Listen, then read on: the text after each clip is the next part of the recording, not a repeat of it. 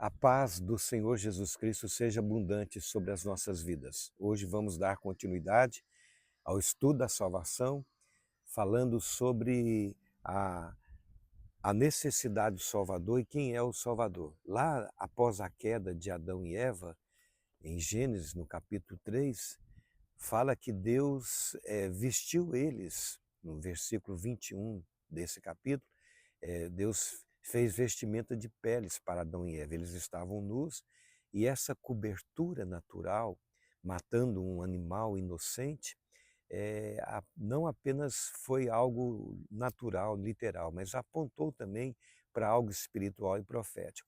Deus estava, Deus sinalizou que o pecado de Adão e Eva e da humanidade seriam cobertos por alguém inocente. Alguém inocente seria sacrificado para cobrir o pecado deles e da humanidade. E então a necessidade do Salvador, lá em Isaías, capítulos 59, Deus disse no versículo 16: viu Deus que não havia ajudador algum, e maravilhou-se que não houvesse um intercessor, pelo que o seu próprio braço lhe trouxe a salvação, e a sua própria justiça o susteve. Deus olhou e não tinha ninguém para ajudá-lo, para interceder, para salvar a humanidade. Então, o próprio braço dele, a força dele, trouxe a salvação. E, de fato, nenhum ser humano poderia salvar a humanidade, porque toda a humanidade se tornou escrava do pecado. Mesmo os mais espirituais que a gente vê no Velho Testamento, Moisés, Davi, Daniel, Esdras, os profetas, todos tiveram momentos de quedas, foram escravos do pecado, da cobiça. Então precisava de alguém que nunca havia cometido pecado. E Deus falou, meu próprio braço. Há muitas profecias sobre a necessidade do Salvador e também apontando que Deus não encontrou alguém no próprio livro de Isaías, em outra passagem, no livro de Ezequiel, no livro de Oséias, enfim, no livro de Jeremias. Deus não encontrou alguém para salvar o homem da própria semelhança da natureza humana. Então, nós vamos ver agora quem é o Salvador. Precisava de ser alguém sem pecado. E o próprio Deus, ele, ele vem à Terra, ele se torna homem, né? Na pessoa de Jesus Cristo, é o Deus homem, uma só pessoa, e sem pecado. Ele mesmo afirmou no livro de João, quem de vós me convence do pecado? Em outro momento, aí vem o príncipe desse mundo, o diabo, ele nada tem em mim.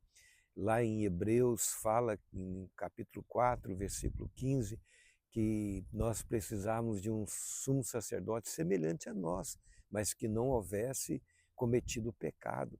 Foi o que aconteceu, ele nunca cometeu pecado. Pedro falou na sua carta, nele nunca houve dolo, nunca houve pecado, né? Ele é o Cordeiro Santo de Deus.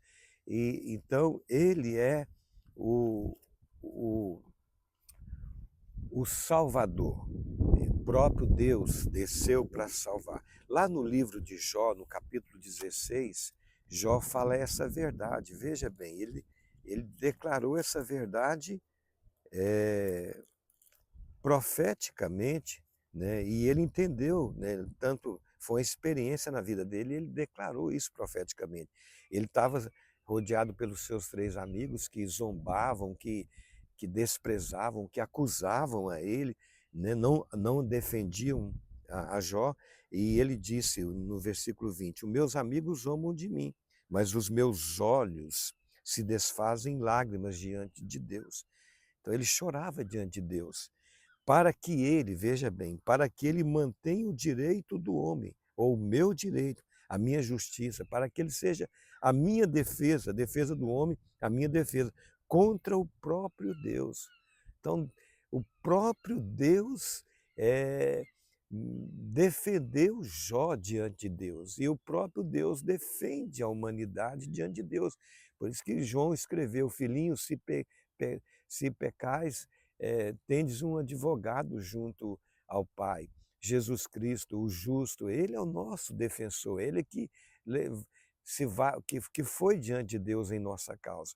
Então ele é o Salvador, Jesus Cristo. No Velho Testamento há profecias sobre ele como Salvador, vimos agora aqui em Jó, mas lá em Isaías 49:6, olha que verdade tremenda. Os profetas, Davi, né, Moisés, todos falaram sobre o Jesus Cristo, o Salvador dos homens. Zacarias, olha o que diz aqui Isaías em versículo 6 do capítulo 49. Sim, diz ele, Deus dizendo, pouco é seres o meu servo, falando para Jesus, pouco é seres o meu servo. Jesus Cristo era o servo de Deus, próprio Deus servindo a Deus para salvar a humanidade. E tornares a trazer os remanescentes de Israel, é ele que traz os remanescentes de Israel. E, e também te dei como luz para os gentios. Ele é a luz de Israel e a luz de todos os povos dos gentios, de todas as nações, para seres minha salvação até a extremidade da terra. Ele é o Salvador em toda a terra, até os confins da terra. Só ele é Salvador. E então no Velho Testamento nós vemos várias profecias, não vamos mencionar devido ao tempo, mas eu quero falar agora sobre o Evangelho, as profecias no Evangelho. Lá em Mateus capítulo 1, versículo 21, fala que Maria conceberia, né? A Virgem, ela concebeu, e o nome que seria dado é Jesus, porque ele salvaria o seu povo dos seus pecados. Ele é o Salvador. E em Lucas, no capítulo 2, do versículo 8 a 11, os pastores estavam no campo pastoreando os seus rebanhos, o anjo apareceu e eles ficaram assustados, falaram, não temos, porque eu vos trago uma boa nova. A palavra boa nova quer dizer euangelion no grego. É a mesma palavra para Romanos 1,16. O evangelho é o poder de Deus para a salvação de todo aquele que crê. Então o evangelho e boa nova é euangelion. E o evangelho, a boa nova é o Senhor Jesus Cristo. Ele é a boa nova, ele é o evangelho de Deus. E diz, então, em outras passagens, por exemplo, lá em a mulher samaritana, ela falou na sua cidade, lá em Samaria, que tinha achado o Messias.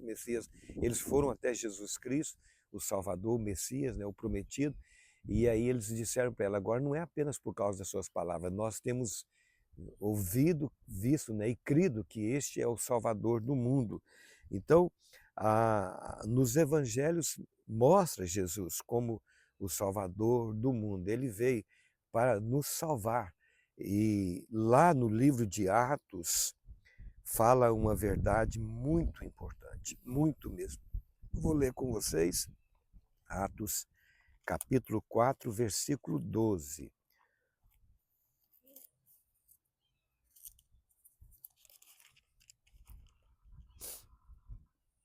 E não há salvação em nenhum outro, porque abaixo do céu não existe nenhum outro nome dado entre os homens, pelo qual importa que sejamos salvos.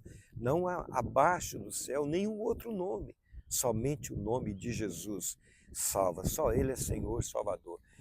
Pedro falou no Pentecoste, quando discursava, saiba, ó casa de Israel, é este Jesus que vós crucificastes, Deus o fez Senhor, Senhor de todos, e, e Cristo quer dizer Messias, ungido, Salvador, né, o prometido.